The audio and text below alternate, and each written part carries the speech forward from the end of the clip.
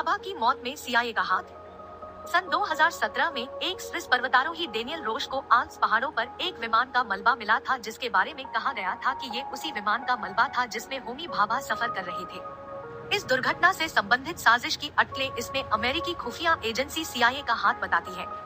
वर्ष 2008 में एक पुस्तक कन्वर्सेशन विद द क्रो में पूर्व सीआईए अधिकारी रॉबर्ट क्रॉली और पत्रकार ग्रेगरी डगलस के बीच एक कथित बातचीत प्रकाशित हुई थी, जिससे लोगों को आभास मिला कि इस दुर्घटना में सीआईए का हाथ था। सीआईए में क्रॉली को क्रो के नाम से जाना जाता था और सीआईए में उन्होंने अपना पूरा करियर वहां के योजना निदेशालय में बिताया था, जिसे डिपार्टमेंट ऑफ डर्टी ट्रिक्स भी कहा जाता था। अक्टूबर 2000 में अपनी मृत्यु से पहले क्रॉली की डगलस से कई बार बातचीत हुई थी। उसने डगलस को दस्तावेजों से भरे 2 बक्से भेजे थे और निर्देश दिए थे कि उन्हें उनकी मौत के बाद खोला जाए।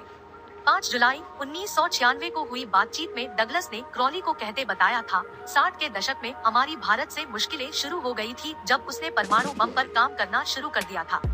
वो दिखाने की कोशिश कर रहे थे कि वो कितने चालाक हैं और जल्द ही वो दुनिया की एक बड़ी ताकत बनने जा रहे हैं। दूसरी चीज ये थी कि वो सोवियत संघ के कुछ ज्यादा ही नजदीक जा रहे थे।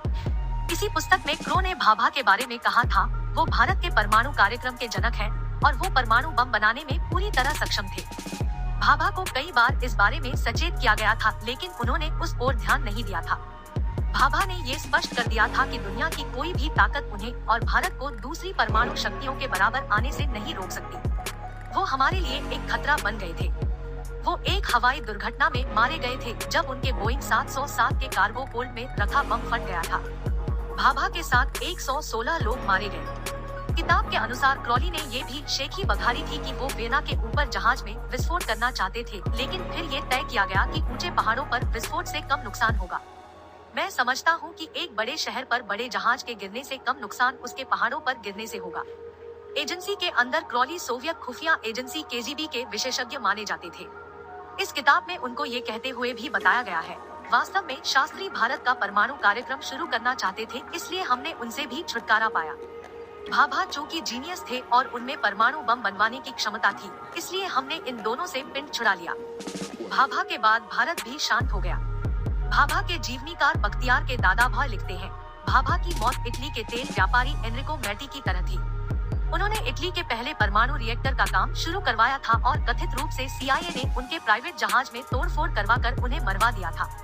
इन चौंकाने वाले दावों की पुष्टि कभी नहीं हो पाई।